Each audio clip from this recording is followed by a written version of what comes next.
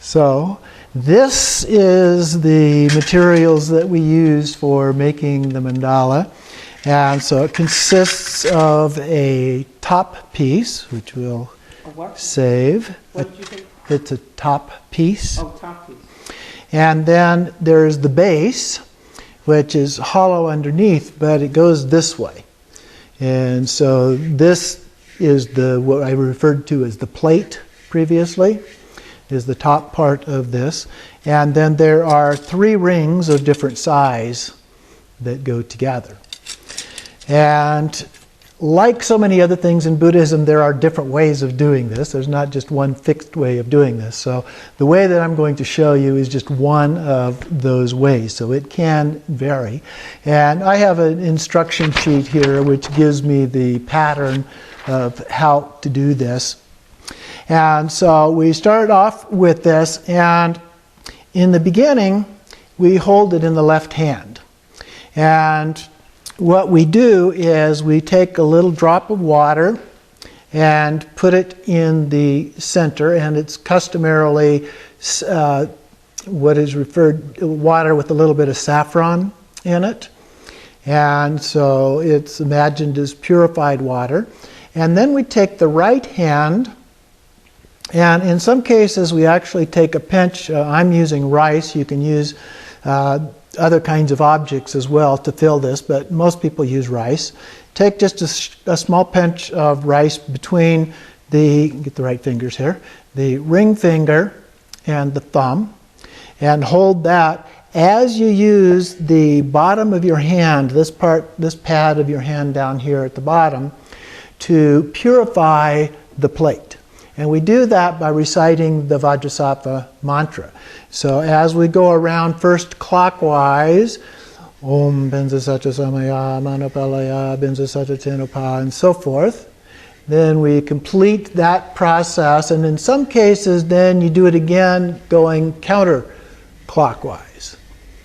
And some yogis are said to have done this to the point where the bottom of their hands became sore, at which time they rubbed the skin off, or they would use the side of their hand, and when that got too sore, they would use the back of their hand, and so forth.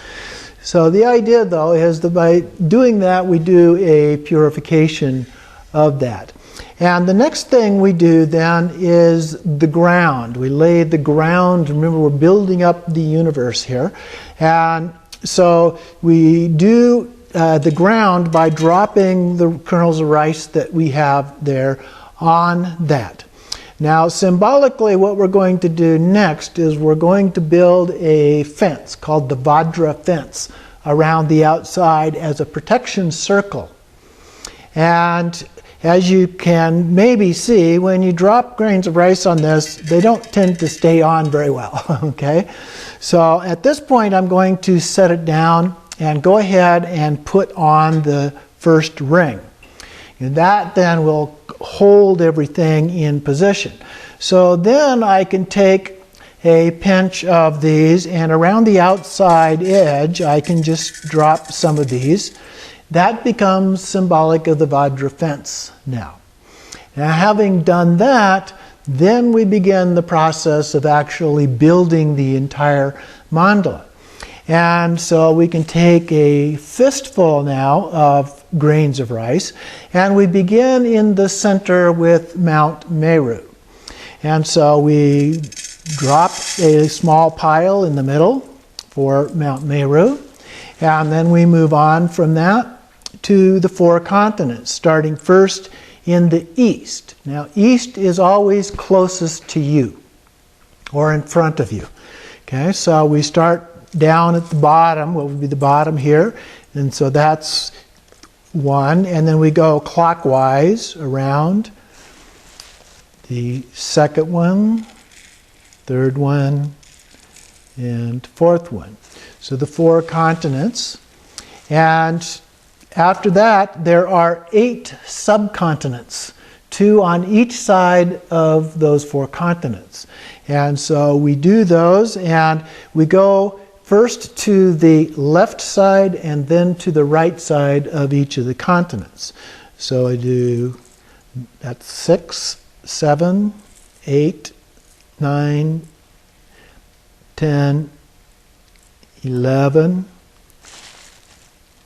and 12. So we're up now through the 8 subcontinents and 13. So we have Mount Meru, the 4 continents, and the 8 subcontinents. And so the next one is 4 treasures that we add to this. And so we're still building this one up. And so the 4 treasures are located slightly inside of the 4 continents, but the same positions as those. And so again, we start in the east. So we have the Jewel Mountain, the Wish-Fulfilling Tree, the Holy Cow, and the No-Toil Grain. Okay, so now we're up to 17. And then we have the 8 goddesses. And so the 8 goddesses, with this we go around twice. First we go around in the cardinal directions and then the intermediate directions, again starting from the east closest to us.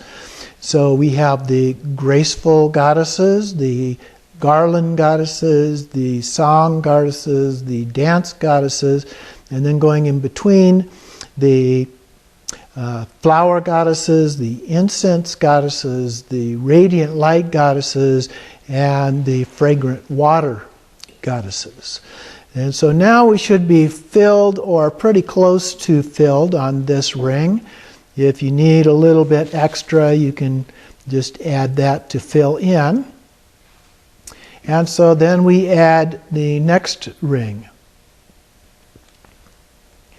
At this ring we have 7 objects, the 7 royal articles, and the treasure base. So again we have 8 objects here starting in the east. So we have the wheel, jewel, queen, and minister. And then in between each of those we have the elephant. The what? Elephant, a steed, a general, and then the treasure vase. You said after the elephant is what?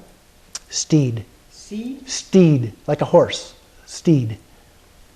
And then after that? The general. And then the what? Then the treasure vase. Treasure? Treasure base. Base. Okay. And again, that's all on this level, so I go ahead and complete the rest of that, doing some infill here.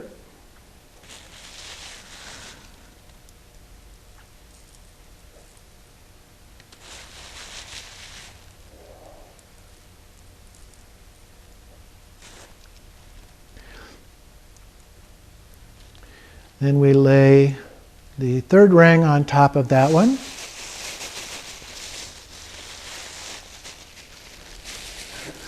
And then we have the final ring. Here, instead of starting in the east, we start in the south.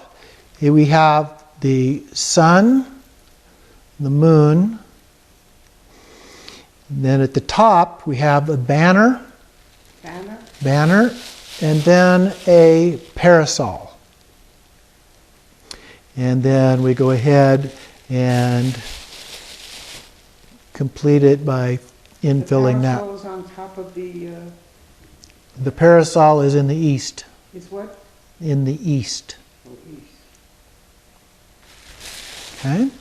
So we've completed that, and then we put the top piece on the very top of that. Now, when you are doing this as a part of the offering practice, what you do then is as you recite the mantra, with each repetition, you take another spoon of rice or whatever the substance is and add it to it. So it just begins to become overflowing as we add and add and add to it, but there's no more room for things. It just gets very large as a part of that process.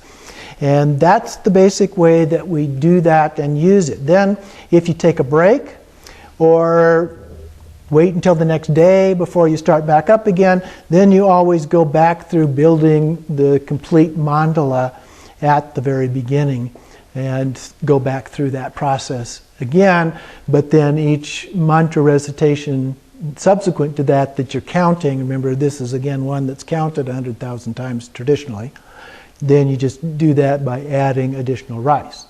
But you also don't use the rice over again, so once it's been used, then you can donate it to somebody, or you can use it for cooking or something like that. You can eat the rice after 24 hours. It's said that any of these offerings that you can actually eat.